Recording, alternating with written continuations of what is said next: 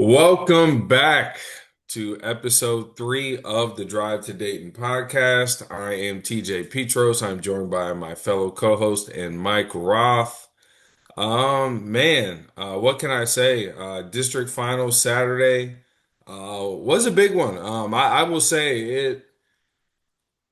I probably haven't been less excited about a district final Saturday as I was. Going into this weekend.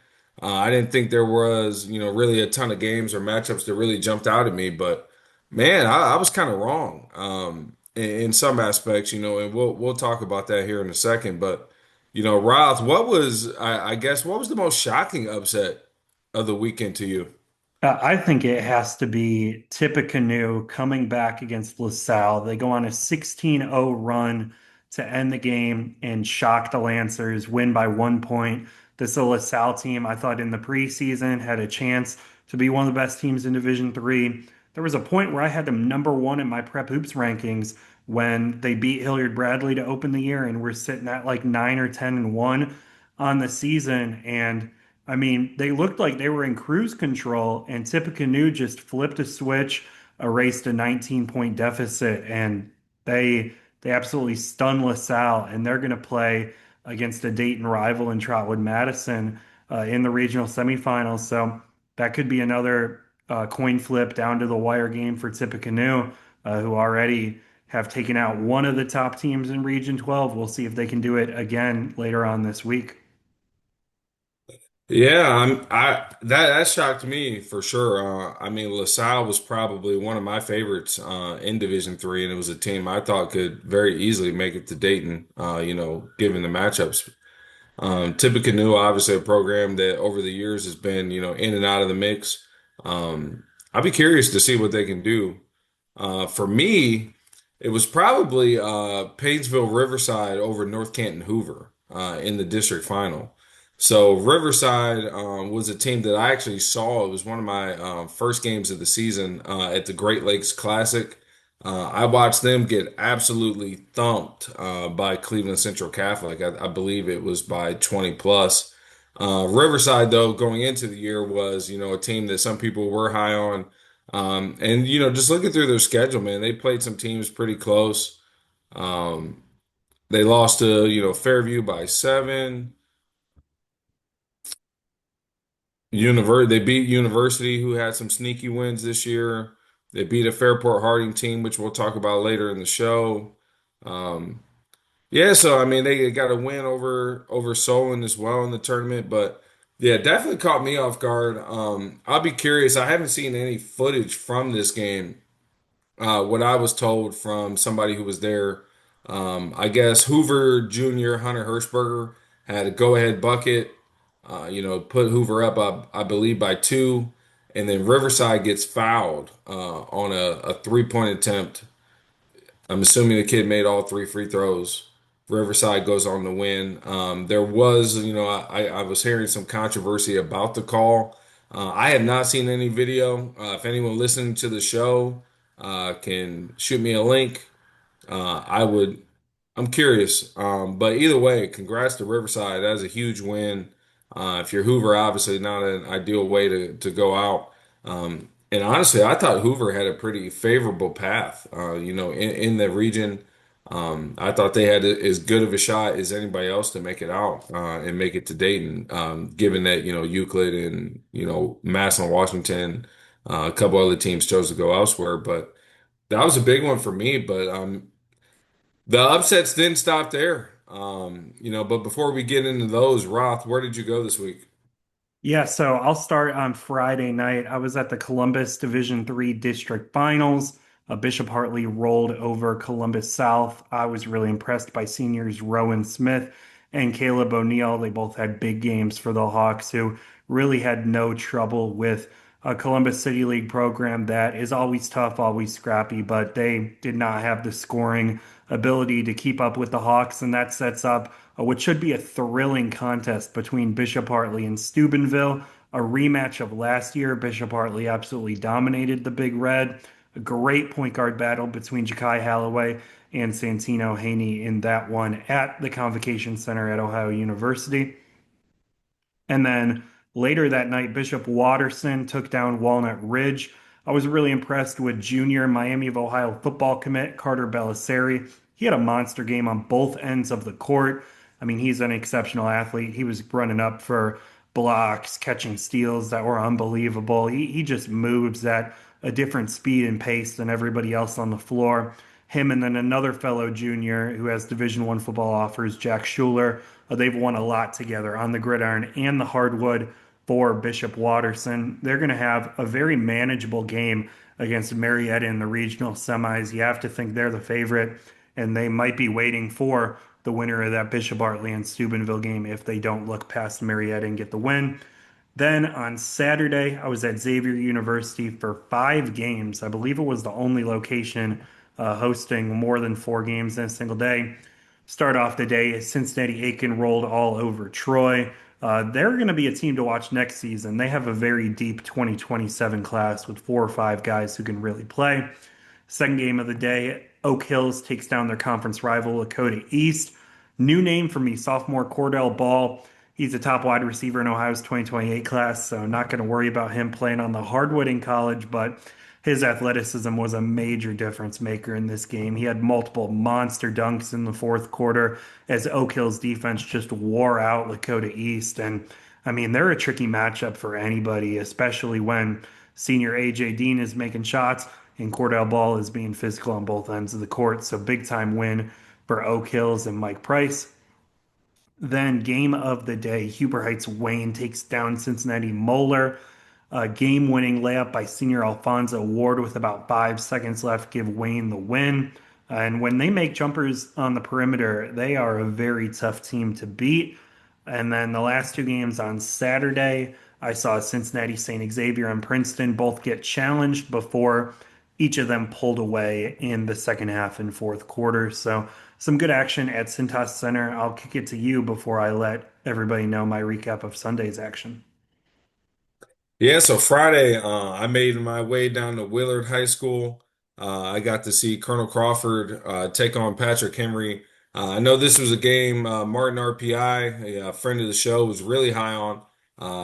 He's been on record saying that both of these teams, have a legit, had a legitimate shot to make deep runs, if not win the whole thing in Division Six. I know you were impressed with Colonel Crawford when you saw them earlier in the year. I echo those statements. They looked like a well-oiled machine. I thought Coach Sheldon, my first time seeing one of his teams in a couple of years, and those guys do a phenomenal job, especially on the defensive end. They have a senior guard, Braden Holt, who finished with, I believe it was around 28 points, really sealed the game late from the free throw line. But not enough can be said about the DeGray brothers. I'm sure we'll talk about them a little bit later as we get into our D6 picks. But man, those guys are a handful, and I think they're just as good as anybody in Division Six, as they knocked off a talented Patrick Henry team. Toledo St. John's knocked off St. Francis. That was my first game on Saturday. I drove over to Toledo Central Catholic, got to see that. It was a game I thought could go one of few ways, right? Toledo St. John's kind of thumps them the first time around during the season. In the second matchup, Toledo St. Francis gets off to a hot start, ends up winning the game by, I believe, 2 points. So this third matchup to me, I thought could go a few different ways, right? I thought Toledo St. John's could win by 15 plus. I thought Toledo St. Francis could win in a close one. I really had no idea how this game was going to go, and I think that's what really intrigued me to go out there. But Toledo St. John's, man, they've been playing some of their best basketball over the last month and a half, and it continued. I mean, they rolled. There wasn't really any point throughout the game where I didn't think St. John's, was in control of the game. And they got a gauntlet, man. We're going to talk about that too, in terms of just the teams that Toledo St. John's is going to have to beat just to make it to the Final Four. And then my last game of the day on Saturday, I drove down to Barberton. Before I went to Barberton, though, if you're in the area and you're close to Norton, go to the Funky Truckeria. I know it's a crazy name, but trust me, phenomenal tacos. The chorizo balls are a fan favorite, really, really high level. One of my favorite taco spots in all of Northeast Ohio.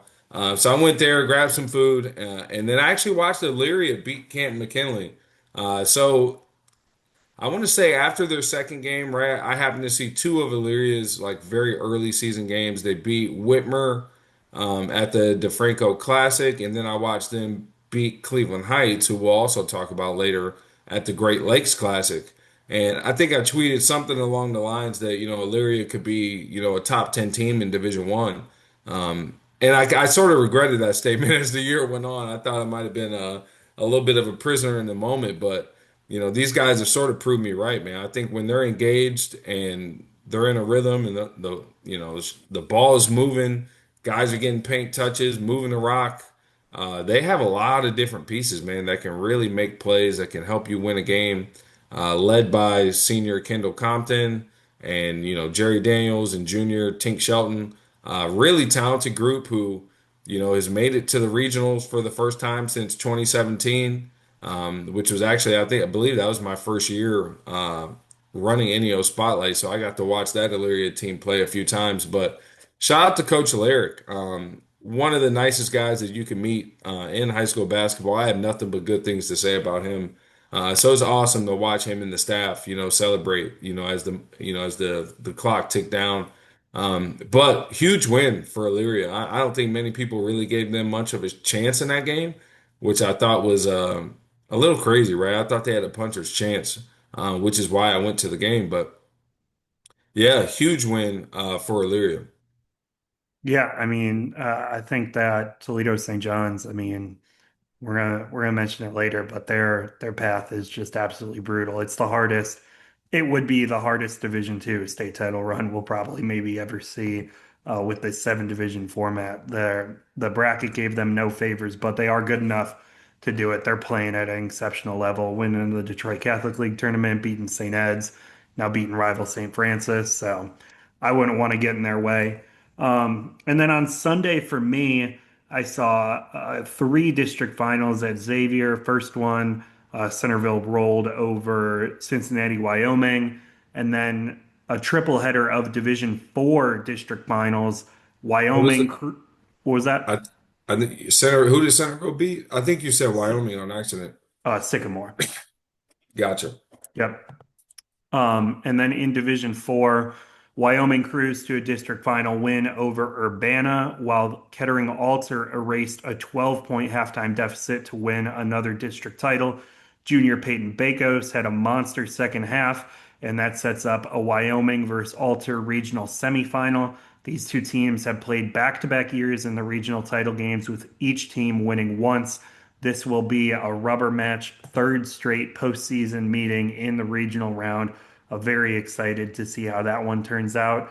And then I did actually have to hit the road to NKU before Dayton Northridge tipped off against Cincinnati Taft. And Dayton Northridge got down by 23 points and ended up winning by double digits. Not something you see every day, but shout out to Dayton Northridge. I think they got a good chance of playing on Saturday at Cintas Center, which is where I plan to be. So hopefully I'll get to see Keontae Smith and Deontay Smith at least one more time before their season is done.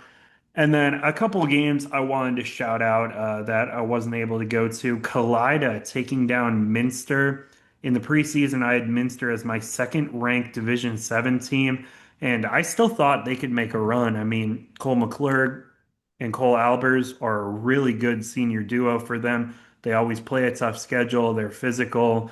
I mean, I just thought this was a team that was going to compete for the Region 26 championship. Probably either them or Arlington were the favorites, but they go down to a tough Kaleida team that it seems like Kaleida every year has like three wins where they just punch well above their weight class and take somebody down that they probably have no business doing. I mean, if you look at their schedule, you'll probably be like, really? They beat them? I mean, they do it every year to a couple teams. So shout out to Kaleida. And then the last team I want to shout out, shouting out the alma mater, the Fairview Warriors. They get their second district title in 3 seasons, defeating Poland Seminary 72 to 56. It was an upset according to the bracket seeds, and the Warriors had four players in double figures, led by seniors Will Allen and Burke Lowry, who have made history together, both on the hardwood and on the gridiron for Fairview. And for the second straight time, Fairview in the regional rounds where they will meet Lutheran East, friends of the podcast, Anthony Jones, Sam Liggins, and the Falcons. Going to be a tall task for Fairview to compete this year, but I actually am more optimistic this year that they'll at least be able to keep it close and competitive than the battle 2 years ago that got out of hand pretty quickly. So we'll see. Good luck to the Warriors.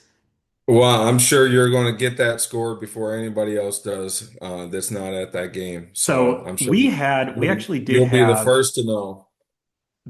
um, Lyndon Brooks actually texted me with 3 minutes to go in their regional semifinal game against Massillon Jackson because I picked Massillon Jackson to upset them. That's the only time I've ever had a coach text me while the game was still going on. So we'll see if Jones does that. Is that disrespectful to me on Wednesday if the game gets out of hand? That's pretty hilarious. Couple other results that I want to go over really quick. We have a nice little surprise for you guys. The OG, the pioneer, the founder of the Drive to Dayton podcast, the guy who came up with the whole idea, Kurt Stubbs, will be joining us today to make our regional picks. Uh, I know a lot of fans were calling for him. We listen to you guys. So Stubbs is back. You guys will be seeing him shortly. But perhaps the biggest upset of the weekend, um, I would say you could probably make a case, right? Riverside over Hoover or Cleveland Heights over St. Ignatius. Shout out to Coach J.R. Bremer over at Heights. There was a lot of, kind of rumor and speculation in the fall. If you know, you know about the Cleveland Heights position. I know that win had to feel extra special for him and his staff.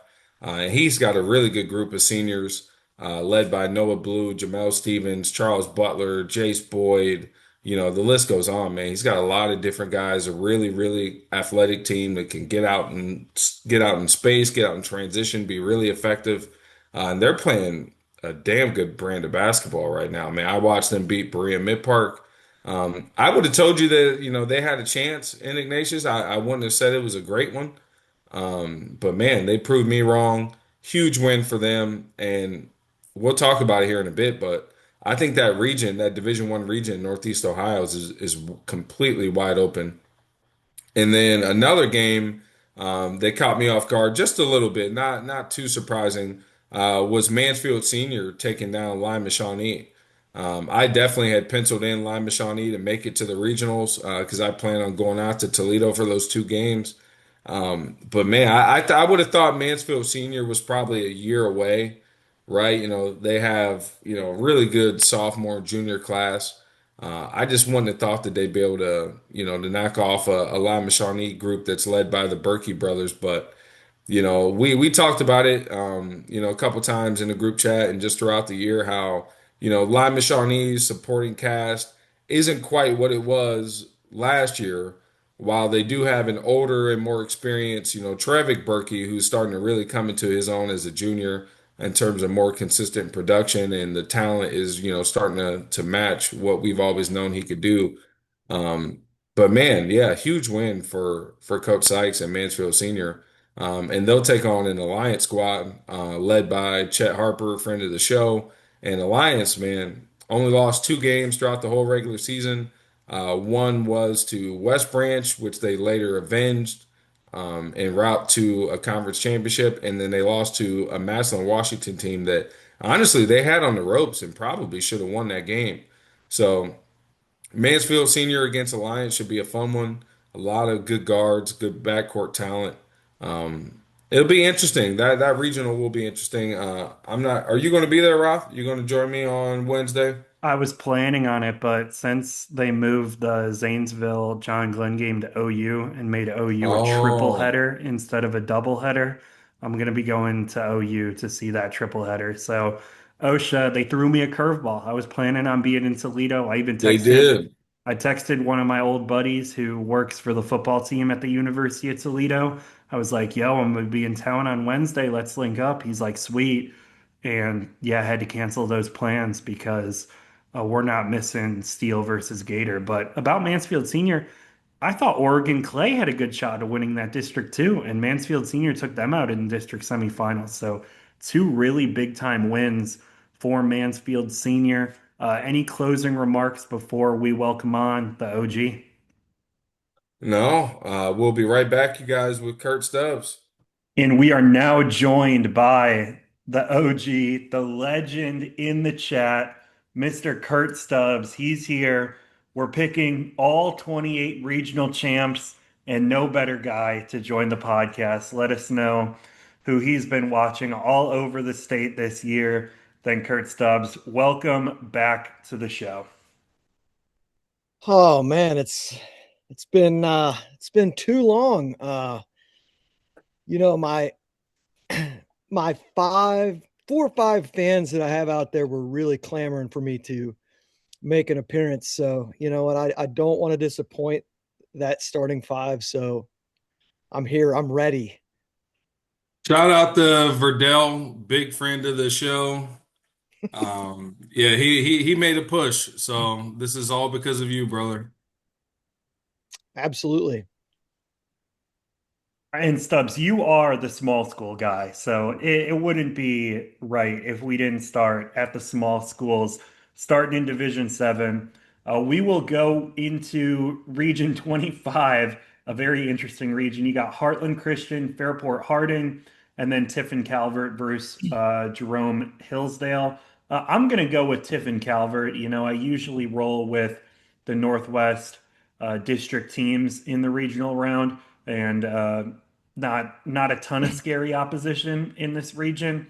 Fairport Harding can score a lot, but I'm gonna roll with Tiffin Calvert. I feel like I see him in the regionals almost every year. This will be a year they end the season in Dayton. Uh, I think I'm going to go with Fairport Harding here, guys. Earlier in February, they picked up a big win over Andrews Osborne, who is in the regional tournament for Division 6. They've played Glenville throughout the year. And it's just a team that I've been seeing a lot of. Haven't quite been able to get my eyes on them, but I'm a Northeast Ohio guy, so I'm gonna stick with the home team. But yeah, I've heard good things about this Fairport Harding squad, especially I believe they have a junior or a senior guard, undersized kid who can really fill it up. His name is slipping my mind right now, but I've had several people over the last 2 years mention his name to me, so kid must be able to go. Yeah, I think it's Yomar Castellano. I think he's the You are junior, You and are correct. he might That have is an his older name. brother who's a senior who also starts. Stubbs, who you got? I sent you guys a screenshot of this portion of the bracket, and I'm not wasn't even sure what to think about it. Fairpoint Harding, and they got five guys averaging double figures and one guy that's like really close. I mean, almost six guys averaging double figures. High school basketball, 32-minute game. That's pretty impressive. Got a nice win over a pretty solid Medina Christian team. But I'm gonna this region is just kind of uh open to me. Let's keep it different. I'm gonna go with Hillsdale. This is a team, a group of kids that's had a ton of success athletically, back to back trips to the state championship in football. We don't have to discuss how that ended up, but nonetheless, obviously, you got a bunch of kids that's got some winning pedigree, and I think they get over the hump here, kind of like a Kirtland did last year, football program that made the Final Four in basketball. Let's go with Hillsdale. All right, now we'll move into Region 26. This region will play the Region 25 winner in the semifinals in Dayton. And you got Pettisville versus Calida up top and Montpelier versus Arlington at the bottom. I am intrigued by sophomore CJ Fiddler for Montpelier. He seems like he's having a really big time season. Ohio Buckets kid. Arlington, obviously led by Calvin Willow. I did end up going with Arlington, but I think Calida could be sneaky because they're definitely the favorites over Pettisville, who's led by Jack Leppelheimer. I believe he is the coach's son at Pettisville. He's a big time player. I'm not sure how much help he has around him though. So for that reason, I'm going to go Arlington to win it over Kalida. I'm going with Arlington as well. I think just having some guys back from last year's group, the upset Delphus St. John's, made a deep run. Just looking at their schedule, man, they beat Liberty Benton, beat a pretty solid Spencerville team by 10. I think this team is just going to use that experience combined with just like maybe a better strength of schedule.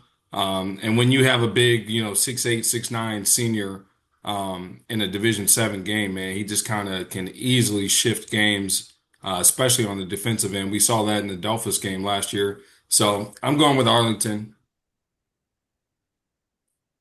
Yeah, I think Brayton Martin would want you to make sure that you said Pettysville. Um, yeah, um, that's an interesting game. Kalida, lost some tough games this year. Coming out of the Putnam County League, got a nice win over Minster, maybe a little bit surprising. Montpelier it has been really good all year. Yeah, the sophomore is very good. I just think Arlington it took a little bit of time to like find their footing. They lost some seniors from last year, some guards off that team, and they started a little slow. Played some good teams early, but I think they really have found it now. One of the big reasons that they were able to upset Delphos St. John's last year is that playing that zone defense. That's you got a guy in there, that's just kind of taking up the lane. It makes it really difficult. And I can tell you, Delphos St. John's is hoping that Arlington wins this game or wins this region, because I think they'd like to see Arlington in Dayton for a little rematch this time for a state championship game. Arlington is a very underrated program. Coach Vermillion does a great job up there. I think they advance here. I think that this game against Montpelier is going to be a little bit more challenging than the regional final, but I think they get by. All right, moving to Region 27, Racine Southern versus Malvern up top, and Leesburg Fairfield versus Schenka Christian, I believe is how you pronounce it. I'm going with the Tornadoes. Reed Brinegar, most talented player left in this region. They got another 1,000 point scorer in Andre Chandler, and they found a way to win in the convo against a Portsmouth Notre Dame team that wanted to slow the pace down. I think that is going to be maybe a similar style that the Tornadoes have to play against in this region that's going to be hosted at Ohio Dominican University. So give me the Tornadoes. Shout out the TVC Hawking. Shout out Reed Brinegar and Andre Chandler. This might be the first time in Drive to Dayton history that I am picking a team whose name I cannot pronounce.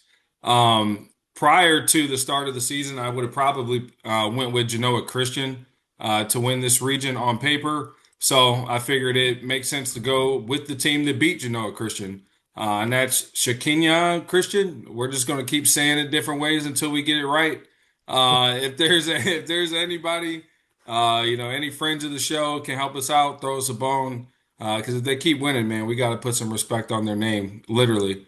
But yeah, that's who I'm going with.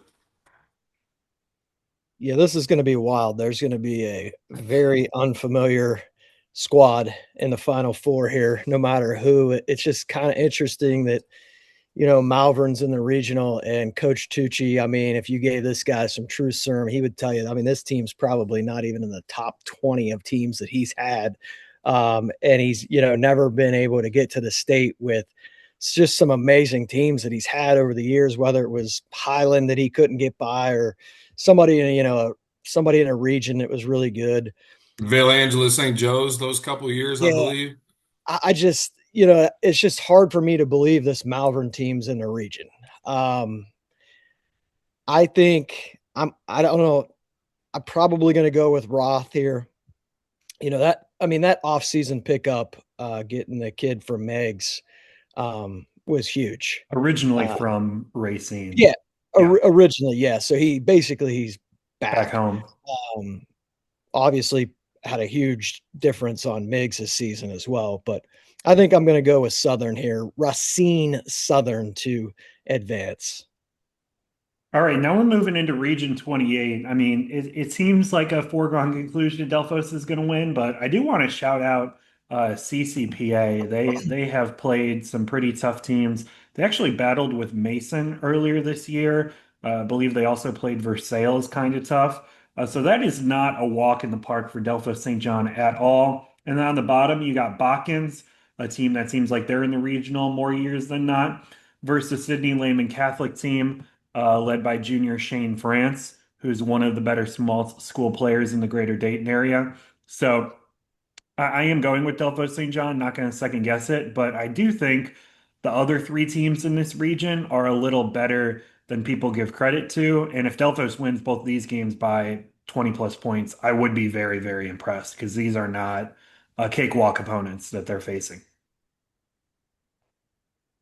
I'm going with Delta St. John's here. I don't think there's a whole lot that needs to be said about this group and what they've been able to do throughout the course of the year.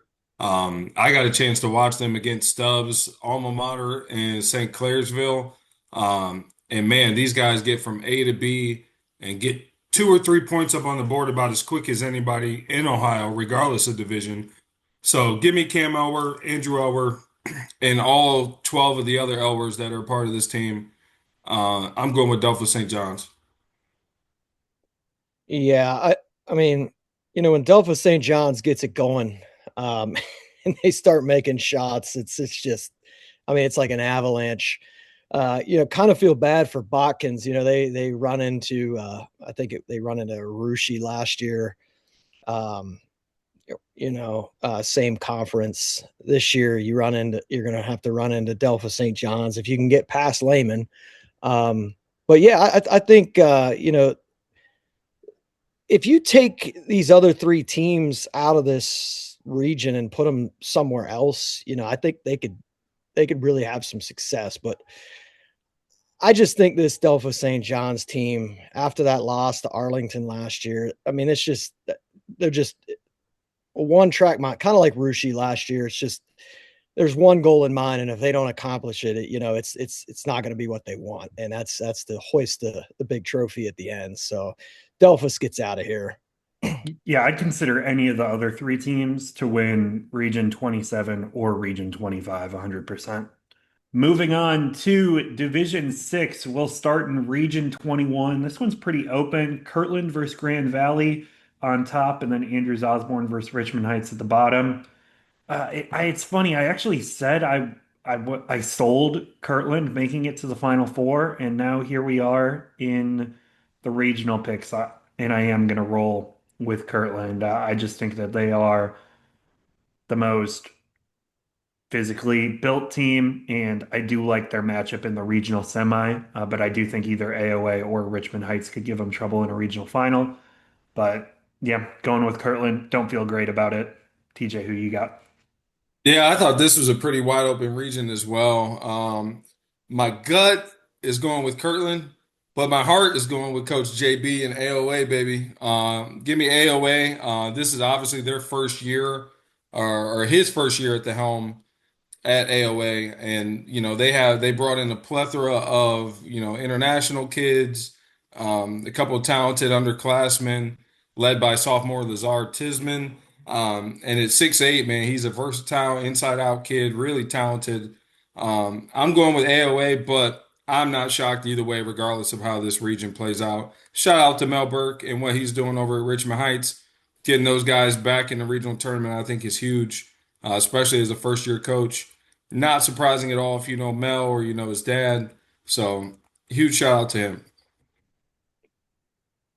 Yeah, I'm going to go Richmond Heights here. The Spartans, the state will be happy again. The Spartans are going to advance to the Final Four. This time, kind of as a pseudo underdog. So, give me Richmond Heights. Yeah, not sure Mel brought in the same level of transfers that has been walking through their walls the last 4 or 5 years. Moving into Region 22, Seneca East versus Colonel Crawford up top, Van Wert Lincolnview versus Convoy Crestview at the bottom. I'm actually going to be attending this regional semifinal on Thursday night. I am going to pick Colonel Crawford, but I am excited to see The Lincoln View duo and also Convoy Crestview won on a buzzer beater. I saw the last name Sheets had the buzzer beater, so I assume he's going to be a player after watching Ren. It seems like Convoy Crestview either has a Sheets, an Etzler, or both on their team. So excited to check them out. But I do think Colonel Crawford is clearly the best team in this region. TJ, I know you saw them this week. Yeah, I went and saw them on Friday in the district final game against Patrick Henry. A game where, Braden Holt was special, especially down the stretch from the free throw line. But man, not enough can be said about the DeGray brothers, John DeGray and Payne DeGray. I thought those guys were, anchored, both sides of the ball. Just strong, tough, physical kids who are going to help you win high school games. Defensively, I thought they put on an absolute masterclass against Patrick Henry. I could probably count on one hand the amount of uncontested shots Patrick Henry got over the course of 32 minutes. Colonel Crawford looked like a team that I think could honestly end up playing against, Berlin Highland. Spoiler alert, in the state championship game. Yeah, I like Colonel Crawford here as well. Boy, they made it really difficult on Patrick Henry the other night. A Man. lot of difficult shots. I think this, Lincoln View, Crestview game. Obviously, these two teams are really familiar with each other, playing in the same conference. But a lot of people, really had Spencerville pegged this year. They just cannot get over the hump in the district. They've had some really, really good teams. Coach Sensabaugh does a great job with them, but Will Sheets tips one in. They upset Spencerville, and I think that's going to be a really good game just because those two teams are so familiar. I think Lincoln View next year is going to be a team that is definitely not going to slip under the radar at all. They're going to be top five right from the start of the season with the Hammonds boys. But I'm going to go Colonel Crawford. I just think Coach Shelton just does a great job, and the DeGray, especially the big boy, is going to be a real problem for whoever they play against. So give me Colonel Crawford. Moving into Region 23, Grandview Heights versus Berlin Highland up top, Portsmouth West versus Peebles on the bottom. I'm going with Berlin Highland, but Stubbs, tell me if I'm wrong. I feel like Grandview Heights might be the toughest opponent Berlin Highland will see until the state championship game. You buying or selling that take from me? Um, yeah, I'm probably buying that. Probably buying that. Yeah. Are you also rolling with Highland, I assume? Yeah, I mean, listen, Mark Schlaball, I mean, he's an acquired taste if you watch him on the sidelines. I mean, he's never met a call that he liked. But boy, when it comes to X's and O's, that guy can, flat out coach basketball, especially on the defensive end. And they, I mean, they're making it hard for teams to score 20 points. And we're talking about, teams that have won 16 to 19 20 games. games. And they are just making it impossible to score. I just think I think they're going to smother their way to the state finals. I'm going with Berlin Highland as well, not only to win the region, but they're my pick to win D6. I picked them last year. I think I was a year early. I just love what Coach Schlabach has done the last couple of years of going out of his way to schedule some really tough non-conference games. They bring in Lutheran East every year to play in that first Federal Holiday Classic. Played them about as close as anybody has all year. They traveled and went to Ignatius. And then they also brought in a talented Western Reserve Academy prep school team and beat them in overtime on senior night. So I'm going with Berlin Highland. I say it every year. I'll continue to say it. Easily one of my favorite teams to watch across the state, and it's just for what they do on the defensive end, man. I just think they're unbelievable. I was telling somebody the other day, man, I remember when I was in high school, you'd walk into your coach's office, and you'd see how to run the Syracuse 2-3 zone DVD laying on his desk. And I think Berlin Highland would have made a lot of money back in the day, man, being able to sell some DVDs to coaches. But I'm going with Berlin Highland, not only in Region 23, but to win the whole thing. Yeah, I think they were kind of embarrassed last year when they kind of got run out of the gym against Monroe Central in a district last year. I don't think that that was a Mark Schlaball standard of defense in that game. And credit Monroe Central; they were really good. Obviously, they ended up winning a state, but that just didn't. I don't think that sat well in Amish country. And they've come back with a vengeance with the scheduling and just the way they've played probably the last three-fourths of the season. So give me the Hawks as well.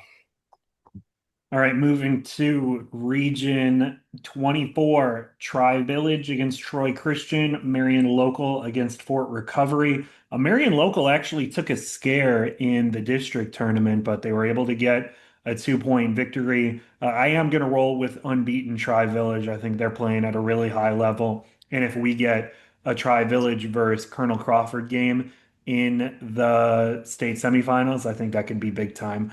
So I'm rolling with Tri Village. They were my preseason number one, and still have confidence in them. I'm going with Tri Village as well. They were a team I got to see for a little bit at the Holiday Hoopla event. I think Roth, me and you were sitting there, and we watched them put an absolute whooping on a Jonathan Alder team, who I think is pretty talented as well. I was actually shocked by how good Tri Village was. I knew that they would be, in the mix, but yeah, I'm going with Tri Village here. Coach Sadister and his son Trey. Would be a pretty cool, storybook type of ending for these guys to make it to the state final, father-son duo. So I'm going with Tri Village here. Man, you know what? Coach Gottemoeller and that Marion local staff will be best dressed no matter where they're at. Um, I got to be honest with you. It's been really hard for me to get that D6 final against Monroe. Special visitor. Yeah, we're good. I'm not sick. Um, that Monroe Central game, boy, Marion local was just it was just a hard watch. They just really struggled handling the ball. You got Mesher was trying to handle the ball against those Monroe guards. And I don't know if it was the big man, kind of bogging things down, or they just weren't really impressive at the guard spot. And maybe they've significantly improved. I know they've had another great year. But we'll see. Um, yeah, Tri Village, man. The one thing that's tough is tough coach your kid. Um, and Coach Sagister is trying to balance that, with his daughter playing at Wright State too. And the fact that they're undefeated. I mean, they really haven't had I mean, any close games. I mean, it's just been blowout after blowout. Um, which is why, man, I'm gonna go with Marion Local. I feel like It's a Stubbs pick. you have to be in a close game at some point, and Marion Local's obviously been in several. Um, I'm gonna go off the beaten path here and take the Flyers, but man, they got a tough game with Fort Recovery, a team that really knows them in the MAC. So that's not going to be easy, but I'm going to go with Marion Local. All right, moving to Division 5, we start Northeast Ohio, Region 17, Lutheran East versus Fairview in the regional semis. At the bottom, Canton Central Catholic versus Chagrin Falls. I am regrettably going to pick Lutheran East, but I do think that this Fairview team is much better equipped to give Lutheran East a better challenge than 2 years ago when these teams met in the exact same round. Also, don't sleep on Canton Central Catholic. Saw them at the battle at the Berkey. They took down an unbeaten team that day. They have a very good team. Not surprised to see them win a district, but yeah, this whole tournament is Lutheran East to lose. I think we're all going to be Lutheran East across the board. I would imagine. Um, I kind of came into the year looking at Division 5 and Division 7 as probably the two divisions I was most confident in picking a winner. And I'm sticking with my gut, obviously. I'm going with Lutheran East. I am intrigued by a couple potential matchups for them. But I still think they're far and away the best team in Division Five.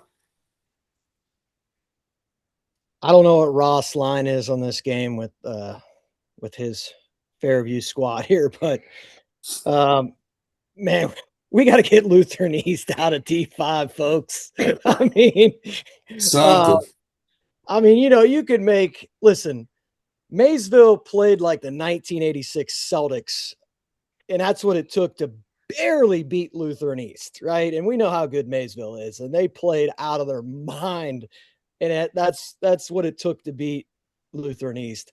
I mean, you can make a legit case that they're one of the top 3 teams in Ohio, no matter what division it is. I mean, tell me you. I'm not saying they would beat these teams every time, but there's not a team in Ohio they can't beat. Um, No. and putting them in the Division 5 field, I mean, it is what it is, but I mean, this is Route City. My Warriors are going to come ready, Stubbs. They're going to come Sorry, Rob. ready. I mean, they might be ready. I hope they're ready. All right, moving to Region Ready for 18. baseball season. We're not good at baseball. We're not a baseball school. I would know. I played baseball very poorly. Um, Region 18, Columbus Academy versus Afrocentric, Margaretta versus Genoa. This is about as even of a region as you can get. I think these are really fun regional semifinal games. It is better for the fans that the two Columbus teams are playing against each other in Columbus and the two Northwest Ohio teams are playing in Northwest Ohio. But man, that would be a really fun doubleheader. Oh, Um, absolutely. yeah, I am gonna go with Margaretta. Um, you could make a case for any four of these teams to win it, but I'm gonna roll with Julian Washington, Judah Keller, guys who have been on the big stage before, have an elite Division I talent, have the physicality and size. Um, I don't know. You're flipping a coin. Any four of these teams, you can make a good argument. So I had to pick one. Don't let me down, Coach Meisler. Yeah, I mean, I echo those statements. I mean, this was probably, might have been the most difficult region for me to pick out of all seven, if I'm being completely honest. I do think all four teams do have a legitimate shot to win it. Um, I'm going with Coach Bates and the Columbus Afrocentric Nubians. I think just their length and their athleticism across the board. I mean, you have two Division I football commits and Josh Smith and Deron Gray. You have Rohan Hardy, who's another 6'5" senior. Then you got Kamari Wilkerson, kind of runs the show for them, can step out and space the floor too. I just think that their length, their athleticism, their bodies and just they have a plethora of guys who for any given stretch of a game can really impact and make winning plays. I'm going with Columbus Afrocentric. I'm not mad at however anybody calls this region though. It was honestly, like I said, the most difficult for me to pick. Yeah, this is a really tough. I mean, Genoa is undefeated. Um, Plants is a stud, and but how many times do you see it where you know a really good player loses a bunch of the talent around him, and then somehow makes a huge run? And I just kind of feel like that's Jason Singleton. Um, I think back to John Diebler making it in 2007 with, some good players around him for sure. But just kind of saddling that team up. I could just see Singleton doing that. Um, I really like Afrocentric too, but I'm going to go with Columbus Academy here. I just think Jason Singleton's he's arguably, might be the best player and the most talented player in the state of Ohio. I think they get out of here. All right, I like that pick. All three of us. So I think the last time we did this, where the three of us had like all different regional champs, the one team we didn't pick ended up winning. So So that Genoa, was, you're yep, up. congrats, Genoa. That was it was Bishop Hartley, Warren, Maysville, and I forget who the fourth team was, but none of us picked Maysville, and they beat Hartley on the buzzer beater and took care in the regional. So will be a fun thing to track. Moving to Region 20, I honestly think this is another one that's really wide open. You got North College Hill, who is one of the most improved teams in Ohio this season. They have Think you gone, skipped nine. Think you might have skipped 19, Rob. oh yeah, I did. Look at me jumping the gun. Of course he Um, did. Of yeah, course he sorry. did. False start on Roth. 5 yard penalty. Region 19, Eastern Brown versus Ironton. I plan to be at that game. Triple header at the Convocation Center on Wednesday now. And then at the bottom, Stubbs, St. Clairsville Red Devils against West Muskingum. Since I know I can't roll with Stubbs pick, so I'm going with West Muskingum. They almost beat Maysville to end the regular season. There's no way I'm picking Stubbs School to win. I'm going with the West Muskingum as well. I was just kind of looking at their schedule a little while ago. They took a nearly a 30-point loss to Maysville on December 19th. The second time around, they only lost by two. And dating back to December 30th, man, these guys have only lost one game, and that was to Maysville by two. I think a lot can be said about teams that are just playing well at the right time, and I think these guys are sort of the epitome of that. Yeah, man. It's kind of hard to pick against Ironton. Like I told Roth the other day, man, he was selling that Wheelersburg Ironton game like a used car salesman. He about had me down there. Um, that should probably be a fun game. I was kind of expecting Chesapeake to be there, to be honest with you. I really was high on them coming into the season with all they had coming back, but that should be a good game with Eastern Brown. I plan on being at the St. Clairsville West Muskingum game on Wednesday. I believe that is at Zanesville. Um, that's kind of a backyard game for West Muskingum. And this is a team, I think it was like 1990, the last time they won a district.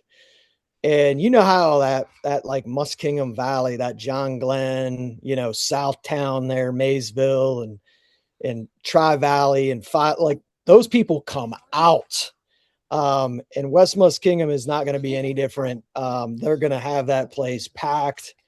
Uh, you know, St. Clairsville's had a really nice path to this game. I mean, I just, to be honest, but they've got the job done and they have a 6'7" legit high level D2 player, and a sophomore in the Luke Schaefer kid. It's really coming on. As long as those other guys kind of know their limitations and their role, I think it's going to be a good game. I think it's a game that West Muskingum probably pulls away. I watched them, and it's just hard to not re-see that game against Maysville at Maysville where they almost won. Really like the Porter kid from West Muskingum, but I think West Muskingum gets out of here. But I'll be rooting for my Red Devils on Wednesday, though, hoping we can pull the upset. All right. And now we will move on to Region 20. North College Hill versus Summit Country Day. North College Hill, like I was saying, one of the most improved teams in Ohio from last year to this season. They take on a Summit Country Day squad that was around 500 in the regular season, but they got healthy. They've got the guys back, and they're playing really good basketball. Then the bottom of this region, you got Versailles versus Waynesville. Not a lot of people talk about Waynesville. They have won like 19 of their last 20 games, something crazy like that, I think. But I am actually going to go with Versailles. I think senior Drake Arns is a big time player. I like Maddox Stonebreaker. And I think the schedule that they play prepared them for games like this, big time environments, big time talent. So I'm going to go with Versailles to get it done. If you remember, that's Getting a hilarious. haircut. If you guys remember our very first episode back, Roth had a fun buy or sell question about Summit Country Day and whether or not they could still win the region. At the time, I did pick Summit Country Day to win. But I'm just not, those are my guys. I really like that group. I think they are, easily one of the most talented teams, not only in Division 5, but like on paper, that team is one of the most talented teams in Southwest Ohio. Um, but when I look at that schedule, I just don't think they've beaten enough quality teams, and then you sprinkle in a couple, uncharacteristic losses, albeit, they were without, Tim Martin for a few of those, but this is just a team that I don't know. I can't fully trust them at the moment. I'm going with Versailles to win the region as well. Mm, man. Remember that guy we knew that was on the Summit Country Day coaching staff last year? Talking about James Harden, Corey Albertson. Man, I think that might be the difference in last year and this year is his absence. Um, I mean, I know they've had some injuries, but Albertson's absence has just been huge.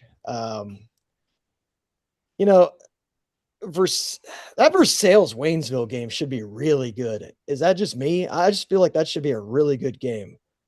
Um, North College Hill. I mean, if this was Mayo and Walker and Ellis and Butler, I would probably take them.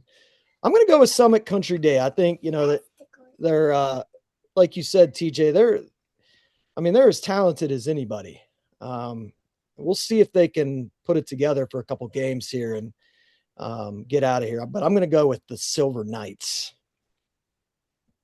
All Yeah, right. I think one thing about this Summit Country Day team, man, is I knew he was kind of like the heart and soul of this group last year. I always loved his motor and his toughness from the very first time I saw him. But Caleb Walters, man, I don't think I realized like how important he was to this group and to their identity and just to their toughness.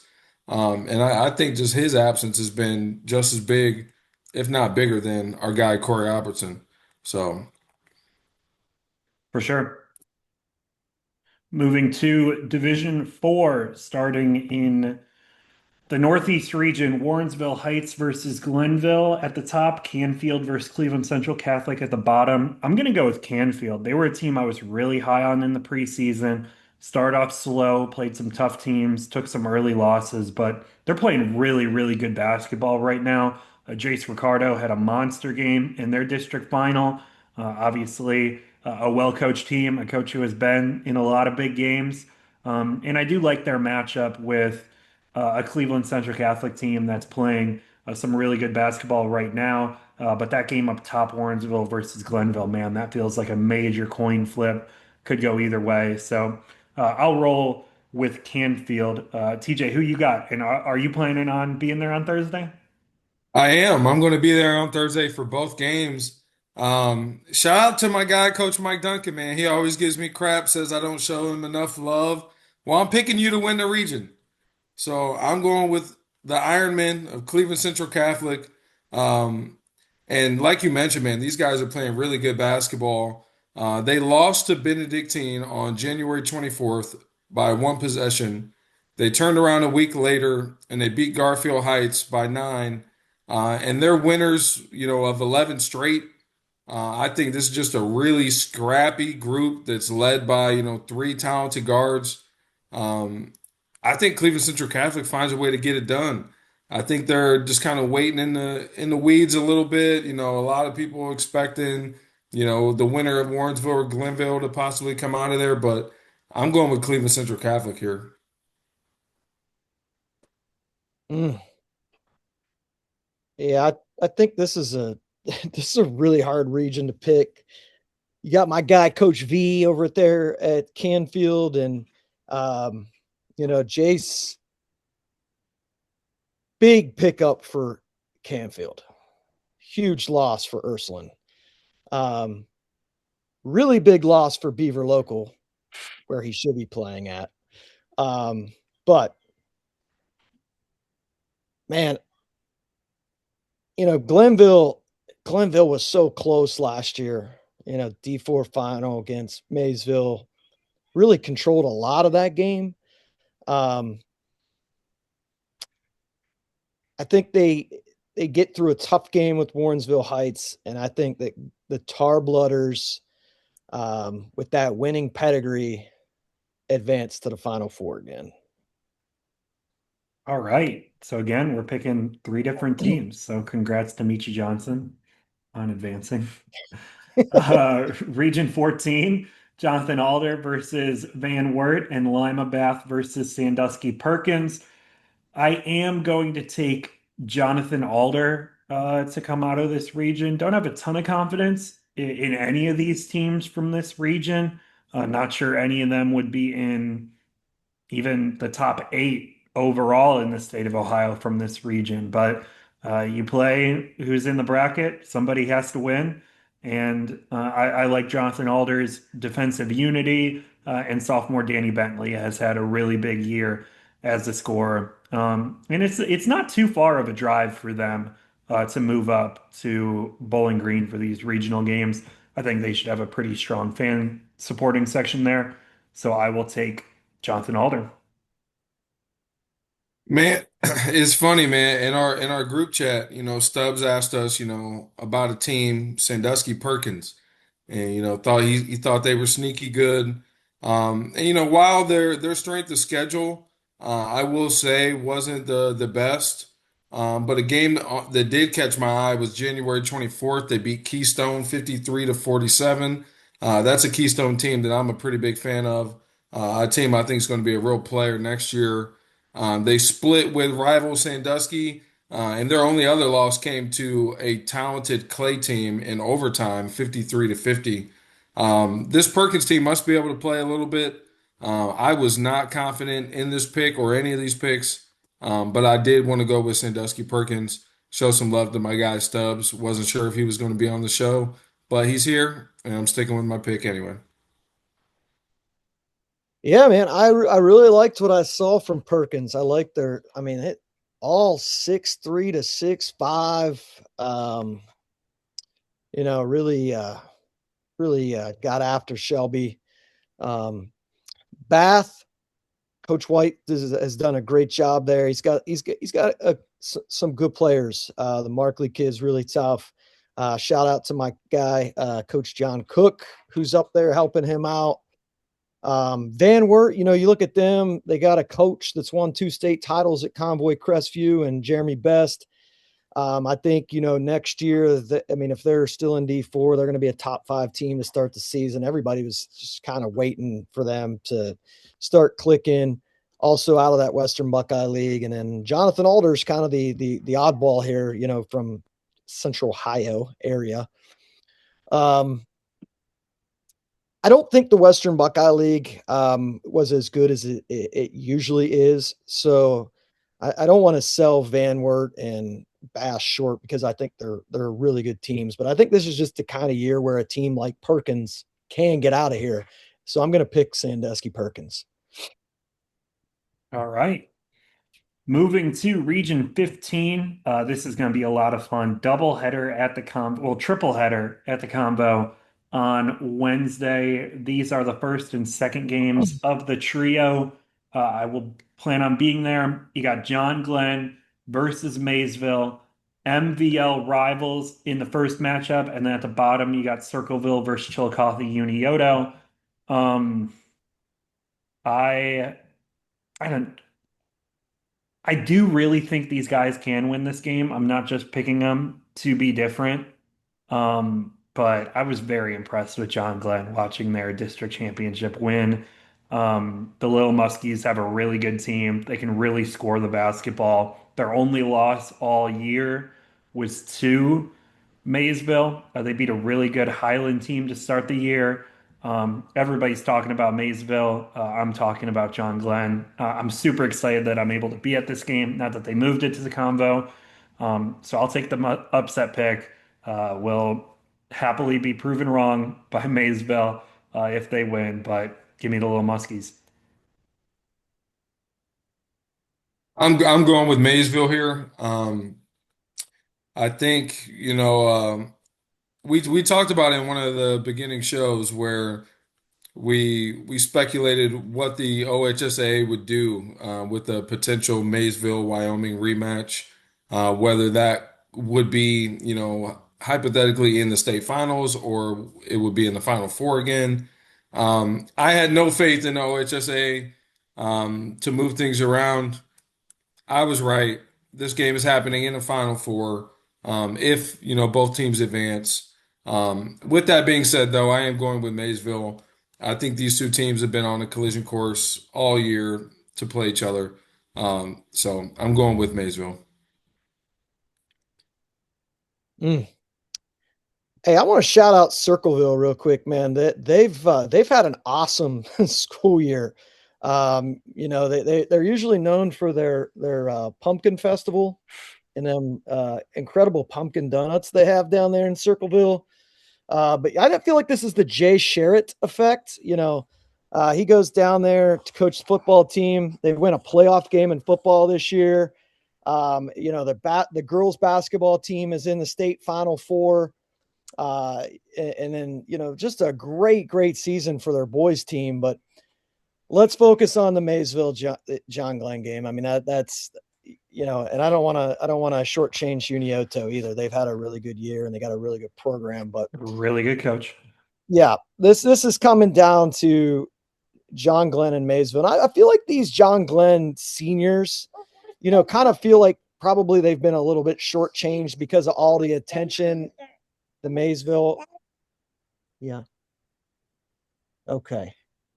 She wants to watch Daniel Tiger. I think I'm kind of in the same boat with Roth here. So this thing is sinking. Um, this thing is sinking. But a kid like Steele Bates, I mean, um, they're not unfamiliar with beating this Maysville team. They beat them last year. So they know they can do it. I mean, this is a big stage. Maysville's been down to the Convo before and got out of the Convo before in dramatic fashion. And I don't know. It's so much pressure to repeat, guys. It's so much pressure to repeat. And I know there's so much like, oh, Wyoming, Maysville rematch. And sometimes it just doesn't happen. And I'm That's gonna true. I'm gonna go with John Glenn. It's funny, Stubbs, that you said that, right? Because like I'm kind of on board with you a lot of times, right? Like very, very few teams have do we see repeat. Um, but there's just something about this Maysville team, man. Like I can't bet against these dudes. Yeah, It's like it almost like it doesn't matter what they're doing. Like I don't care what sport if this group was playing it, I don't care what sport they were in. Like yeah, I am going to believe that they have a puncher's chance. They live for games like this. yeah, they They do. do. They wake up and dude, and just like I don't even know. It's just something special, man. It would not shock me by any means if this team wins it again. And I'm usually with you on that in terms of how difficult it is to repeat and how few teams have actually done it. But I give these guys as good of a shot as anybody. All right, last region in Division 4, Southwest, Wyoming versus Alter. This has been a regional title game 2 straight years. This year it's in the semis, and at the bottom, Northridge versus River Valley. I'm going with Wyoming, but that it's going to be two tough games for them to get out of here. Kettering Alter erased a 12-point halftime deficit to get to this point.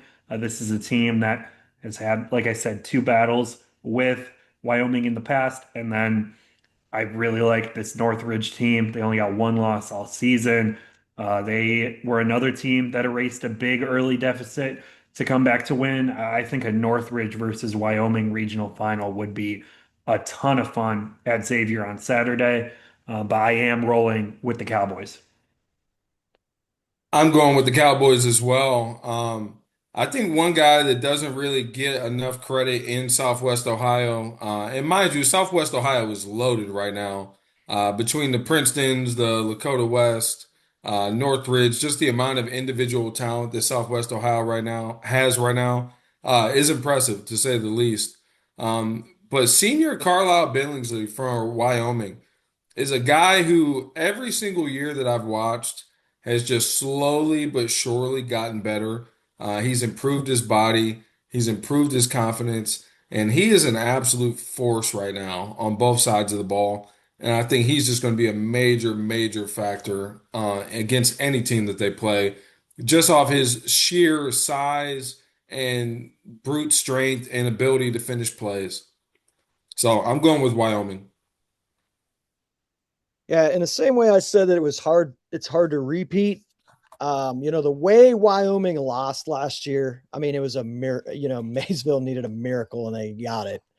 Um, I feel like that losing that type of game is so much fuel to a really talented team that had everybody back.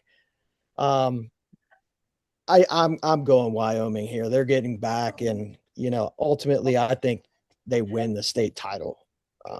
Just based off, they probably felt like they should have won it last year. The way that game ended, Maysville just has something special about them. But I just think Wyoming gets it done this year, and they end up winning it.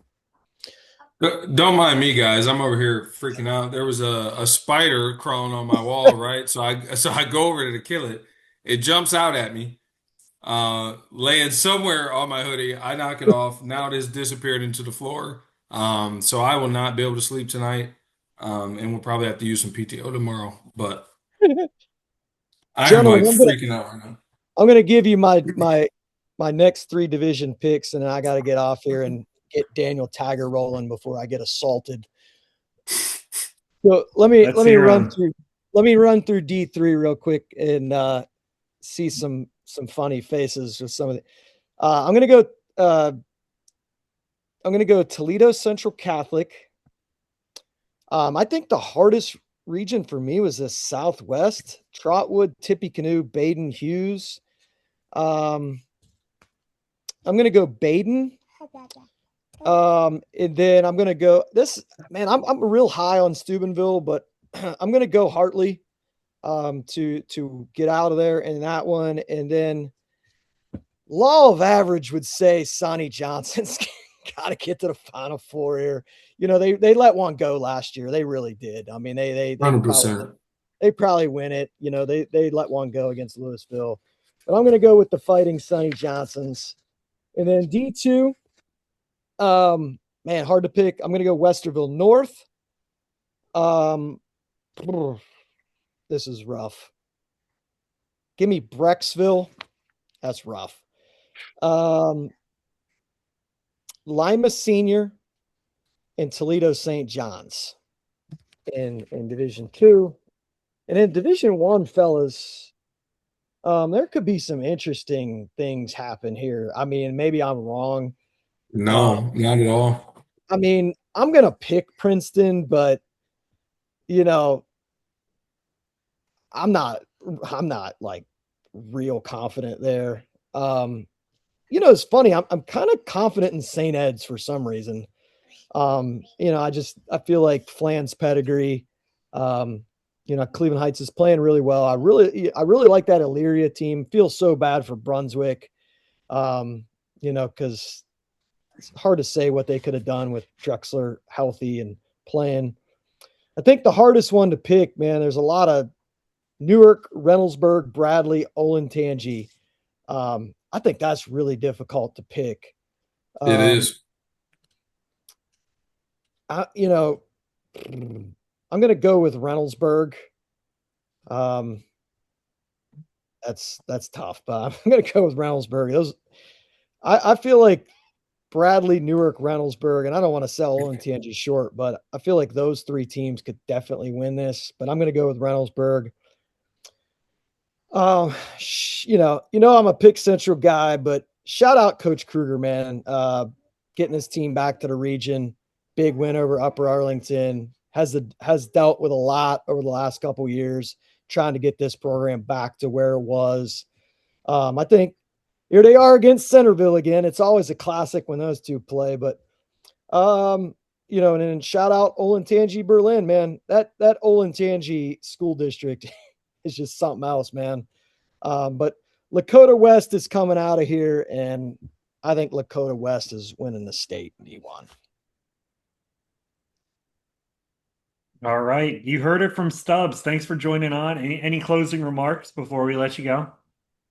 Yeah. If you don't mind, pausing this until after St. Clairsville's game on Wednesday, so they don't see that I that I picked West Muskingum. They know I love them. I'm going to have my 2012 Final Four shirt on down there Wednesday. Now, let's hope it goes better than that game against Elida because that did not go well. But fortunately, Dakota Mathias and Reggie McAdams are not playing for West Muskingum on Wednesday night, or I would be staying on the couch. Have a good one, gentlemen. Moving on to Division 3, starting in Region 9. I am going to take Garfield Heights as well. They play Hoban in the regional semis, and then they would play the winner of Hawken versus Youngstown Cheney in the regional final. TJ, you got that Hawken Ursuline game, man. 2 straight years where Big gets it done. So shout out to him. But yeah, I'm rolling with the Bulldogs. I'm rolling with Garfield Heights as well. I'm not super confident, and I think this region can go a variety of different ways. I think this Youngstown Cheney squad is a lot better than some people might think. As being an independent this year, they played one of, if not the toughest schedules in Division Three. And if you just go through if you just go through their max preps and you just take a look at that schedule, it is absolutely loaded with teams. I'm just going to read you guys some of the teams that they have played this year, and it's like it is just a gauntlet. So you go Canfield, Warren Harding, Alliance, Hoban, St. V, Bedford, Perry, Brush, Solon, Massillon Jackson, Lutheran West, Nordonia. It's like this team has played the majority of, if not almost all of the real players in Northeast Ohio this year. And I think they're a sneaky team. With that being said, I am going with Garfield Heights, but yeah, I'm just not super confident in this region and how it can play out. Moving to Region 10, we got Toledo Central Catholic versus CVCA up top and Mansfield Senior versus Alliance at the bottom. I'm gonna go with Toledo Central Catholic. They seem like a team you can trust. That they're going to be good defensively. They're going to play hard. They've got the size. They've got a senior going Division One, a coach who's been in a bunch of big games. So with that combination, I am going to go with the Irish. I'm going with Toledo Central Catholic as well. Simply put, I just think they're the best team that's left. I do think Alliance is probably right there. I don't think there's a huge gap between those two. And I think that will inevitably be the regional final if I had to pick. But I'm going to go with Toledo Central Catholic here. Shout out to Coach Chad at Alliance, friend of the show. But I'm going with Coach Floyd. Helps that the game is at Savage Arena on the University of Toledo. They should have a very big crowd for that. And then moving to Region 11, Marietta versus Bishop Watterson up top and Bishop Hartley versus Steubenville at the bottom. I expected to be picking Bishop Hartley to win this region. Man, after watching Steubenville in the convo last week, I'm rolling with Big Red. I was really impressed with their team. Feel like they just have 5 guys who can all make you pay. They've been super impressive this year. They don't have any like signature wins, but only having one loss all year. They've been rolling some of the teams that they play. This is going to be a step up in weight class, but my eye test tells me Steubenville's the best team in this region. I've seen all 4 of these teams in the district titles. I saw all of them, and that's what my eyes are telling me. We'll see if I'm right or if I'm wrong. Yeah, man, it's really difficult for me to go against Bishop Hartley, and just their experience. I mean, in 3 years, they've won 3 straight league titles, 3 straight district titles. I think Coach Andreas James has solidified himself pretty quickly as being one of the better coaches in Central Ohio. I love the culture that he's been able to build down there. I love how hard his guys play. They're led by senior Ja'Kai Calloway, headed to Kent State. And he's a guy, man, just flat out play, can get places off the bounce. We all know guards win games in March. And Steubenville, to their defense, have a really, really talented guard themselves in Santino Haney. But I'm going with Bishop Hartley. I think they're just a little bit older, a little bit more experienced. And then Steubenville would probably be my pick next year. Yeah, we'll see. Steubenville does have a couple sneaky seniors, but they do have a sophomore who starts as well next to Santino. Moving to Region 12, Trotwood Madison versus Tippecanoe, Hamilton Baden versus Hughes. That Trotwood Goshen game was a banger. That was one I had circled on my calendar. I'm not sure how many people were talking about it. Goshen falls by just a bucket. Really, really fun game. But I'm going to roll with Baden. You know, Baden's playing a really good basketball right now. I like their matchup against Hughes. And I think a potential Baden versus Trotwood Madison regional final would be a lot of fun. So. I'm going with Baden, GCL co-ed champions. I think they move on to the Final Four. I'm going with Dayton as well. This is a team that both you and I saw the very first day of the regular season this year down at the Ohio Valley Hoops Classic. Forget who they played. It wasn't Shamrock Julian? What I don't believe because they played Uh, Lakota East. Who did Dayton play when we saw him? It was a good game. uh, Loveland, right? yeah, I'm going to it right now. Yeah, I'm pretty sure it was Loveland. It was. They won by 10. Yeah, but I was just a big fan of the brand of basketball that Baden played. I thought they had three or four guys that at any point could, be the best player on the floor for them, and they've got some impressive wins, man.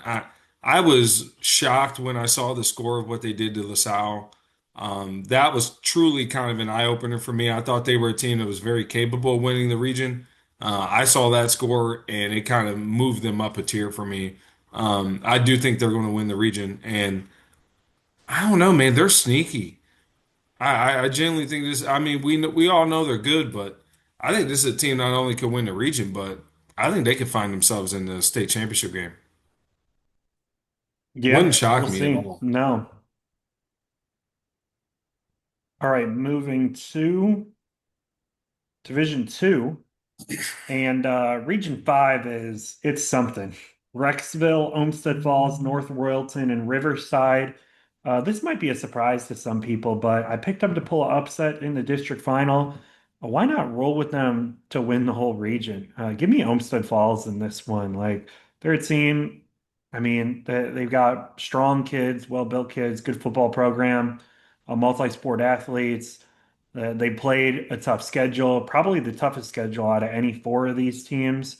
And yeah, I mean, I don't think there's any clear favorite in this region, even though Brecksville has clearly the best record and they do have a really good team. Yeah, and Brecksville may run into their rival North Royalton for a third time. I believe the first time they played was relatively close. Second time they were able to win by double digits. I have no idea who's going to win this region. We talked about it a little bit, not on the show, but we talked about some decisions that kind of caught us off guard a little bit with Massillon, Washington, and Euclid both opting to go to Region 6 instead of staying home in Region 5, where I thought either one of those teams, had they stayed put, would probably be the clear pick to win the region, given if, things had shaken out relatively similarly to how they did now. Um, but with that being said, I did go with Brecksville. I think any of the four teams can win this, though. I'm no clue. Yeah. I don't know. Maybe they were really trying to avoid Westerville North in the state semis. That can be the only thing I can think of because, yeah, Maybe so. Region 6 has three teams that I think are more talented than the best team in Region 5. But with that being said, let's move to Region 6. And you've got Massillon, Washington versus Avon, Toledo, St. John's versus Euclid. I'm going to go with Massillon, Washington, even though I think Toledo, St. John's is the best team. For Toledo St. John's to make the Final Four, they're going to have to beat St. Francis, who they already beat. Then they're going to have to beat Euclid. Then they're going to have to beat Massillon Washington. That's a really tough path to get by. I think maybe they get worn down. I don't know. I think Massillon Washington's going to be fresh. I think they cruise through Avon, and then it should be a really good regional final. But I'll take Massillon Washington in this region. I look at what Toledo St. John's was able to do the last month and a half or so of the season. Not only winning the Detroit Catholic League, but they beat St. Ed's by 11. They've just been playing really, really good basketball. When I do look at where some of their losses have come from, the two things that stand out to me are the two losses to Toledo Central Catholic. A team who I think is very capable of making you uncomfortable, speeding you up with their ball pressure. And when I think of Massillon, Washington, I think that's a team that's very capable of doing that to Toledo St. John's as well. I think Massillon is quite easily one of the five most athletic teams in Ohio that I've seen all year long. Not only do they get from A to B about as quick as anybody, but these guys will strap their boots and lace them up on the defensive end as well. So they just have a plethora of athletes, man, that can just make a play. Whether it's a Xavier Williams, Jada Stigpen, Geo Jackson, Braylon Gamble. I mean, then they bring a sophomore, I think it's Terrion Wells, I believe, off the bench. Um, any of those five guys are capable of being Massillon's best player on any given night. And I think when you have that type of athleticism, that type of depth, um, I think they're just rolling. I'm going with Massillon, Washington here. I am very, very, very intrigued to see how a Massillon Toledo St. John's game would go. That is a game that I would debate on being in attendance for. We'll see, but I am going with Massillon, Washington here. Moving to Region 7, we have the Westerville North Invitational. They have won their Region 7 games the last 2 years by an average of, I think, almost 40 points, which is just absolutely insane. I'm picking them to win the region. They have city rival Westerville South in the semis, and it'll be either New Albany or Licking Heights in the finals. I do think New Albany can give them a game, but Westerville North is just playing at a different level for me to even consider them dropping a game in this region. Yeah, I thought New Albany in the preseason would be the only team that I think would have had a puncher's chance to really give Westerville North a run. New Albany, has had some weird losses throughout the course of the season. A few games that have really kind of caught me off guard. I think if the stars are aligned and these guys are playing their best basketball, I think it could be interesting for about 2.5 to 3 quarters. But ultimately, I think Westerville North is just too good. I'm going with Westerville North here. Moving to Region 8, this could be the best regional final in the entire state. You got Aiken versus Lima Senior. That's a rematch from earlier in this year. Lima Senior won comfortably on their home court, but Aiken was without one of their starters, young team playing in a tough road environment. I would be shocked if Lima Senior wins by as many points as they won in the regular season. I think it was around 20 points. And then Winton Woods versus Clayton Northmont. Winton Woods only won by one in the regular season in this meeting, so Northmont definitely alive to potentially win this game. I am going to go with Lima Senior to win this region, but the potential Lima Senior versus Westerville or versus Winton Woods regional final would be a ton of fun. I'm rolling with the Spartans though. I'm rolling with the Spartans as well. I do think they get some get back from last year's loss to Winton Woods. Winton Woods kind of came in and spoiled what many thought, including myself, would be a Lima Senior Westerville North State Championship game. I think Lima Senior ultimately gets their payback, and I think they give us what we want in a Westerville North Lima Senior state title game, which would be, in my opinion, far and away the best possible state championship game that we could have out of all seven divisions. Is that a hot take? Yeah, as somebody who was at Wow. I was at the first Lakota West Princeton game. If you run that back for a state title, oh, that's going to be special. Maybe it's the Cincinnati I'm in me that's biased. Maybe that's what it is. I'm with you. I think if Roman Combs was still eligible for Lakota West, I would probably be singing the same tune as you. But man, a lot of talk, and rightfully so, is about Josh Tyson and Bryce Curry and, sophomores, Andre Richardson, Elijah Dunn, they got a lot of guys, but I think an unsung hero for that Lakota West team has been Roman Combs. Dating back to the summer, I thought he was just absolutely awesome. Not only does he rebound, he runs the floor, he finishes, he's a very underrated passer. Um, I don't know, man. I'll be very curious to see what Lakota West looks like without Roman Combs I in a know game against Princeton or Bradley or Newark or, somebody like that. Like, I'm very, very, very curious. I know that they have not played very good opponents so far. They played Middletown and Kettering Fairmont.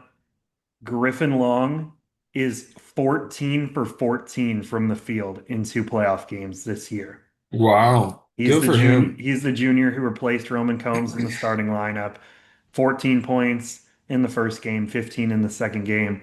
He's going to be the key to replacing Roman Combs for Lakota West. So great start for him so far. And he actually missed the first game against Princeton because he was sick. So he wasn't even on the bench. He didn't travel to the game. He stayed home. And I knew that Roman Combs losing would be big, but getting long, playing some really confident basketball. He's a kid who he didn't score double digits all season long, but I was impressed with him over the summer. And yeah, insert into the starting lineup 14 and 15 in the first two playoff games. Shout out to Griffin Long, a junior, making some waves. So we'll see if he is the X factor for Lakota West. But we will move on to Division One. We'll start in Northeast Ohio. Brunswick minus Trey Drexler versus Elyria, and then St. Ed's versus Cleveland Heights. Shout out Cleveland Heights getting that district final win over St. Ignatius. I am going to go with St. Ed's. I think that they have the best team, most balanced team, good on both ends of the court, but this region does seem pretty open. I would agree 100%. I've been able to see all four of these teams uh, quite often throughout the course of the last 2 years. Obviously, Brunswick being without Trey Drexler, kind of hurts their chances. Um, I was shocked at how they handled Perrysburg. I thought Perrysburg, would give them a scare or, potentially knock them off, but Brunswick got off to a really hot start in that game. Um, but man, a team I'm I'm not shocked if Cleveland Heights or Elyria win this region or Eds. I think Cleveland Heights is playing their best basketball right now. They have just so many guys that are just long athletes. They play hard. Shout out to senior Noah Blue. He had 20 points in the semifinal against Berea Mid Park, and then turned around and dropped 19 points in a win over Ignatius. You factor him into what else they already have in Charles Butler and Jamel Stevens and Jace Boyd and sophomore Messiah Williams. I mean, they just have a lot of guys, and they're finally starting to really click. I look at a team like Elyria, who I think on the right night is capable of beating just about anybody in Ohio. When Kendall Compton's got when he's in a rhythm and the ball's going through the hoop, and Jerry Daniels is, complimenting him, some good on-off ball versatility, and Tink Shelton's getting in the paint and, setting the table. Elyria is capable of winning this region as well, but I think the safe pick here is probably St. Ed's. That's where I'm leaning, but I think this could go a variety of ways and a variety of different outcomes. Moving to Region 2, Newark versus Reynoldsburg, conference rivals meet for a third time rubber match, and then Hilliard Bradley versus Olentangy. Apparently, we didn't give enough love to Hilliard Bradley the first two podcast episodes. Well, guess what? We're fixing that because I got the Jags winning the region.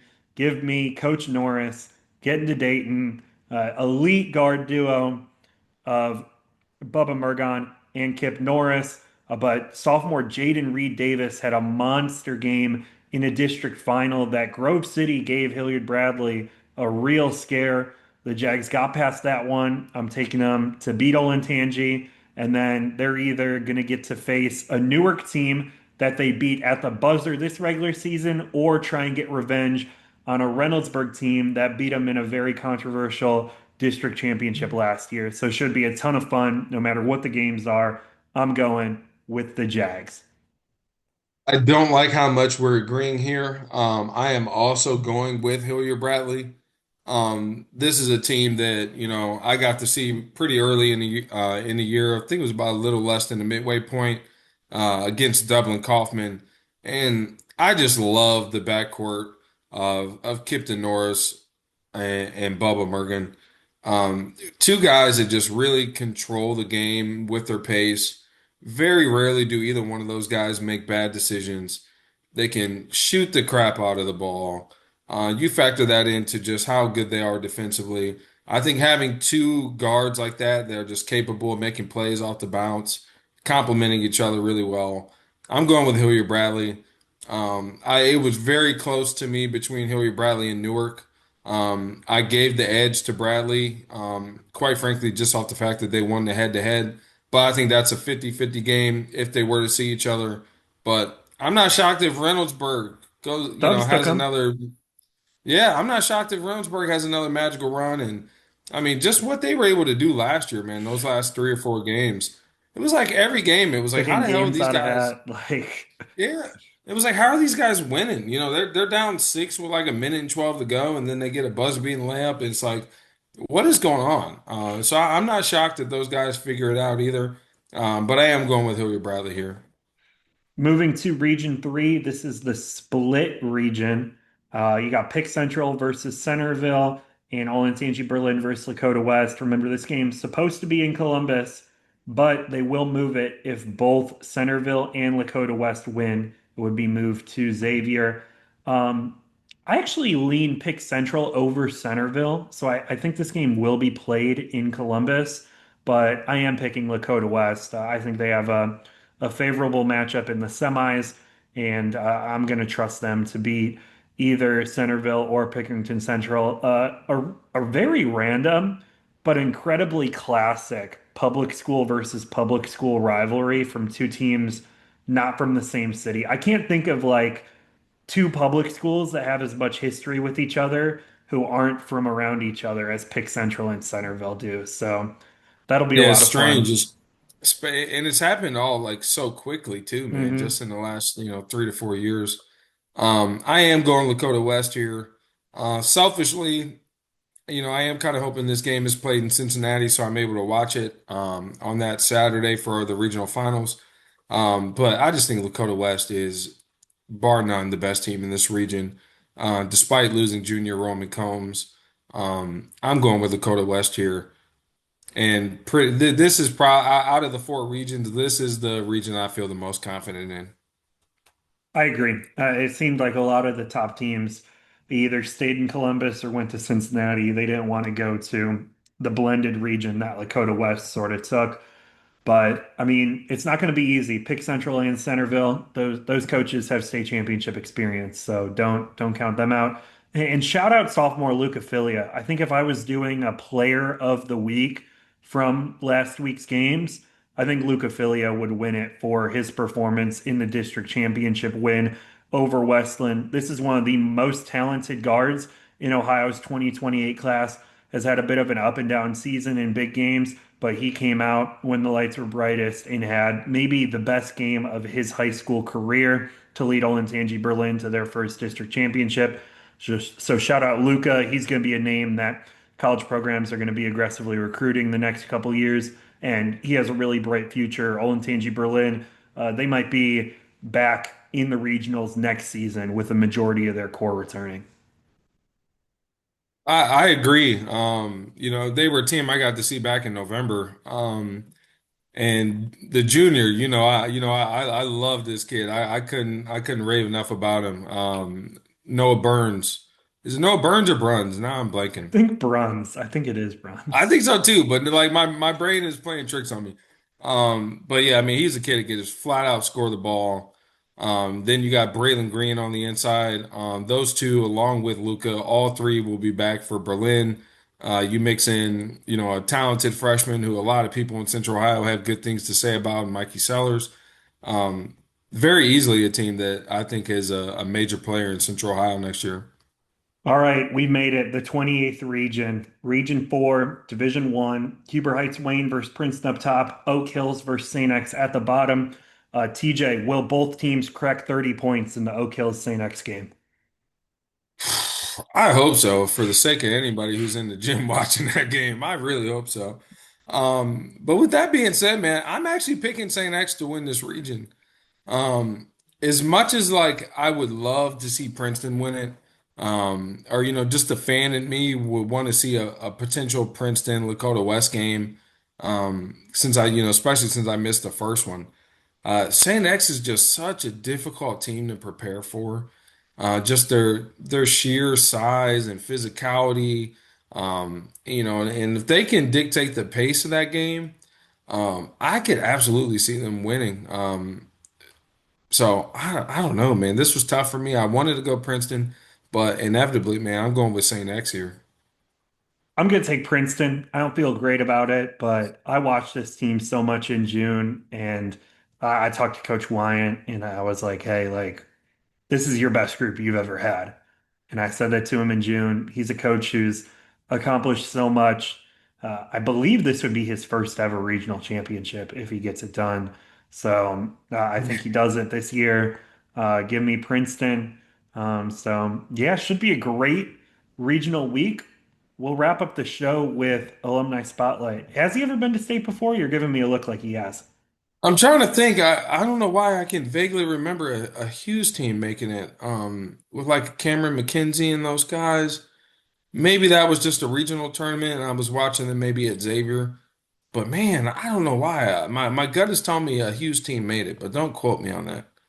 We'll look it up after the show, but wrapping up the show as always with alumni spotlight. I'm going to start off with my Division One player. That's going to be Michi Special Johnson of Garfield Heights. He's at South Carolina, and Michi hit a game-winning three-pointer at the buzzer to beat Ole Miss on the road. And then earlier this week, he also scored 20 points versus Tennessee. He's averaging 17 points per game for South Carolina his senior season. Really happy for Michi ending his college career on a positive note. And then my small college player of the week is Miles Montgomery, the freshman at West Liberty University out of Minford.